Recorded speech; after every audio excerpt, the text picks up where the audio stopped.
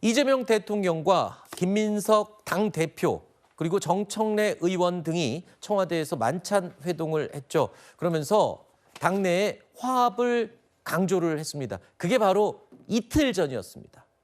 자, 그런데 벌써 민주당에서 갈등이 터지는 것 아닌가라는 얘기가 나옵니다. 왜냐하면 김민석 대표가 지명한 청년 최고위원을 두고 친청계 최고위원 3명 전원이 공개적으로 비판을 하고 나섰기 때문입니다. 자, 그러면서 이런 얘기를 했습니다. 공약을 지키지 않은 거다. 공약 파기했다. 김민석 대표를 향해서요. 그리고 최고위원회를 사실상 무력화한 것 아니냐 이런 얘기도 나오고 있습니다. 지금 김민석 대표가 취임한 지 어제로서 이제 사흘밖에 안 된 시점이었는데 원팀을 강조하고 화합을 강조했던 분위기와는 사뭇 다른 것 같습니다. 일단 청년 최고위원 지명한 거에 대해서 결정적으로 저렇게 친청계에서 반발하는 가장 큰 이유가 뭔가요? 뭐를 공약 파기했다는 거예요? 일단은 뭐 절차 과정도 몰랐고요. 전당대회 과정 중에 이제 김민석 당시 당대표 경선 후보가 아니 청년 최고위원은 경선에 준하는 방식으로 뽑겠다라고 얘기를 했는데 네. 그걸 어겼다는 거예요. 그리고 김민석 대표가? 네, 김민석 네. 대표가요. 그리고 막상 그 청년 최고위원이 지명된 그 전용기 의원이죠. 네. 그분 같은 경우는 제가 볼 때 경력이나 나이로 봤을 때 청년 최고위원을 충분히 할 수 있는 저는 어떤 포지션이라고 봐요. 네. 다만 그분 자체가 어쨌든 지금 친명계 의원으로 분류되기 때문에 네. 저기 저렇게 눈 크게 부릅뜨고 앉아있는 저 최민희, 네. 이성윤, 한민수 이런 의원분들은 반발이 생기는 거죠. 왜냐면 이런 절차도 안 알려주고 그리고 말도 지키지 않았으니까 아니 출범 사흘이면 어떻게 보면 아무리 당대표가 잘못해도 허니문 기간이라 그래서 네. 그래도 좋게 넘어가는 이런 분위기가 있는데 네. 벌써부터 이제 뭐 이혼 조정도 아니고 저는 분위기가 되게 안 좋아지고 있다고 보거든요. 네. 근데 그런 빌미를 어떻게 보면 김민석 후보가 네. 처음부터 좀 제공한 거 김민석 아닌가. 대표. 김민석 그때는. 대표가 네. 제공한 거 아닌가라는 네. 생각합니다. 일단 다만 오늘 최민희 최고위원은요. 다른 최고위원들도 마찬가지입니다. 결과적으로는 김민석 대표의 이 청년 최고위 지명, 임명에 대해서 결과를 받아들였습니다. 수용은 했어요, 일단 결정은. 근데 당내 분위기 지금 어떻습니까? 네, 그래서 계속 또 갈등이 불씨가 남아 있는 건가요? 갈등의 불씨가 있을 수 있다고 판단하죠. 왜냐하면 저런 3명의 어떤 최고위원은 이제는 민주당의 지도부여야 되는데 계속 언론에서는 팀 정청래로 소개가 되고 있어요. 그렇죠. 예, 그게 잘못된 거잖아요. 이제는 전당대회 이후기 때문에 이제 다 지도부입니다. 원팀이고요. 근데 이제 다만 지명직 최고위원은 국민의힘과 민주당은 조금 다른 게 지명직, 즉 2명에 대해서는 당대표의 고유한 인사 권한입니다. 그리고 당헌 당규에서는 이제 험지, 전략 지역에 대해서 우선 한다. 그리고 1명에 대해서는 뭐 청년이 할 수도 있고 그것도 당대표의 권한 환경인 것이거든요. 네. 그래서 전당대회 기간에서는 이런 경선에 대해서 과정을 이렇게 공약을 했었지만 실질적으로 청년위원장이 다시 또 선거를 합니다. 네. 그럼 중복되는 부분도 있는 것이고 좀 더 솔직하게 말씀드리면 이 전당대회 기간에 너무 개파감 싸움이 있었다. 그렇죠. 그러면 청년에 대해서 또 대리 개파 싸움이 있을 수도 있는 겁니다.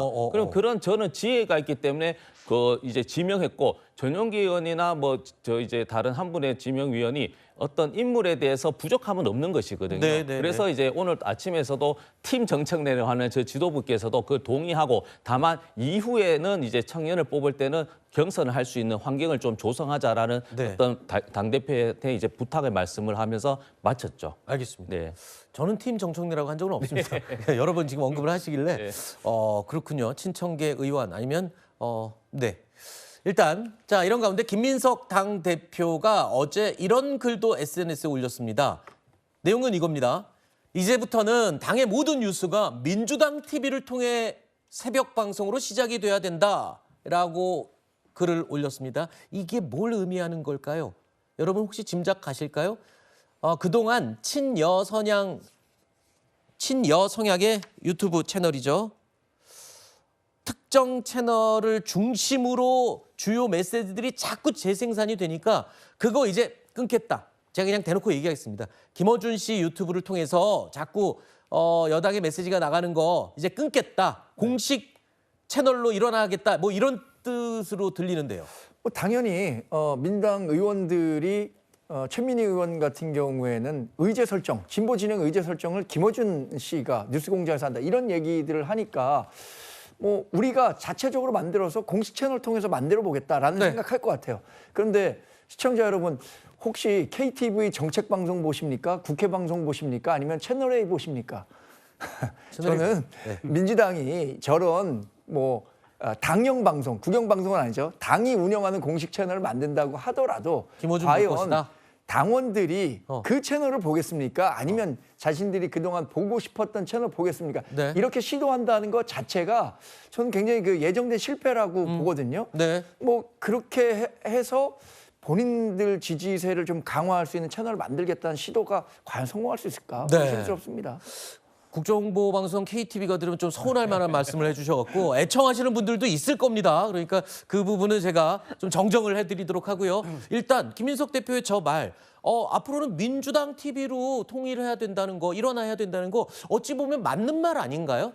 그렇죠. 근데 왜냐하면 그동안에 민주당에서 두 가지가 좀 쟁점이 됐었는데 첫 번째는 그 말한 것에 대해서 아무래도 방송에서 편집하는 과정에 좀 메시지가 왜곡된다라는 우려점들이 있었고 두 번째는 민주당에 160명이 넘는 국회의원이 있는데 방송에 나가는 사람만 나간다. 나도 좀 나가고 싶다는 다른 의원들의 목소리도 있기 때문에 네. 그래서 그런 것들을 종합해 봤을 때 그럼 많은 의원들이나 당자들이 이제 당의 정책이나 당의 방향을 직접 설명하고 직접 설명하고 많은 참여 기회를 줌으로 인해서 네. 참여 기회 플러스 직접 설명해서 메시지 왜곡까지 없애자라는 그런 구상 하에 이런 TV를 만들자라고 한 게 아닌가 싶습니다. 알겠습니다. 대변인님 말씀하신 나도 나가고 싶다라는 분들 저한테 개인적으로 알려주시면 제가 적극 검토해서 뉴스에일 라이브에 출연할 기회를 검토하도록 하겠습니다. 네, 저도. 알겠습니다.